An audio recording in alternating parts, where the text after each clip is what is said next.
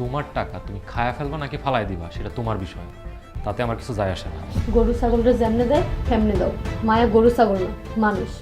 আসসালামু আলাইকুম ভিউয়ার্স, কি অবস্থা সবার? আশা করছি সবাই অনেক বেশি ভালো আছেন। আজকের ভিডিওটি বৎসরত নাটকের দর্শকদের জন্য খুবই স্পেশাল হতে যাচ্ছে, কারণ নাটকটির গল্প এখন এমন একটি মোড়ে এসে দাঁড়িয়েছে যেখানে যে কোনো সময় অনেক বড় একটি বিস্ফোরণ ঘটতে পারে। বিশেষ করে জামালের জীবনে ঘটে যাওয়া ঘটনাগুলো দর্শকদের মনে কৌতূহল বাড়িয়ে দিয়েছে বহুগুণ। তাই সবার মনে একটাই প্রশ্ন, আগামী পর্বে আসলে কি হতে চলেছে। তো ভিউয়ার্স, আমাদের কাছে আসা আপডেট অনুযায়ী এই পর্বে জামালের সৎ পরিবারের মুখোশ উন্মোচিত হওয়ার সম্ভাবনা রয়েছে। এতদিন থেকে তারা যেসব ষড়যন্ত্র আর অপকর্ম করে আসছিল তা হয়তো এবার জামালের সামনে উন্মোচিত হয়ে যাবে। জামাল যদি সব সত্যি জানতে পারে, সে কি তাদের কখনো ক্ষমা করতে পারবে, নাকি তাদেরকে চিরতরে বাড়ি থেকে বের করে দিবে? এরকম একটি দৃশ্য দেখার জন্য আমরা সবাই অধীর আগ্রহে অপেক্ষা করছি। অন্যদিকে নাটকের রোমান্টিক ট্র্যাকে চলছে এক বিশাল ধোঁয়াশা। জামাল কি আসলে শেষ পর্যন্ত মরিয়মের সাথে বিবাহের বন্ধনে আবদ্ধ হবে, নাকি সব বাধা পেরিয়ে মায়ের সাথে তার সম্পর্ক টিকিয়ে রাখবে?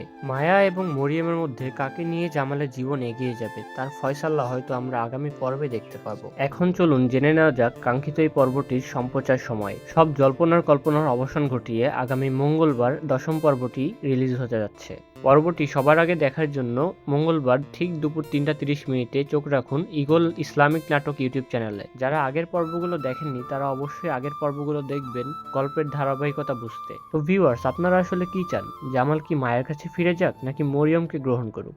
অবশ্যই কমেন্ট করে জানাবেন। এছাড়াও জামালের সৎ পরিবার এতদিন যে ষড়যন্ত্র এবং অপকর্মগুলো করে এসেছে, এর জন্য তাদের কি শাস্তি পাওয়া উচিত, এটা অবশ্যই কমেন্ট করতে ভুলবেন না দর্শক। এবং পরবর্তী পর্বের এক্সক্লুসিভ সব আপডেট আগে পেতে আমাদের ভিডিওতে একটি লাইক দিয়ে চ্যানেলটি সাবস্ক্রাইব করে রাখুন। তো ভিউয়ার্স, দেখা হবে আবার আগামী একটি ভিডিওতে। সেই পর্যন্ত আল্লাহ হাফেজ।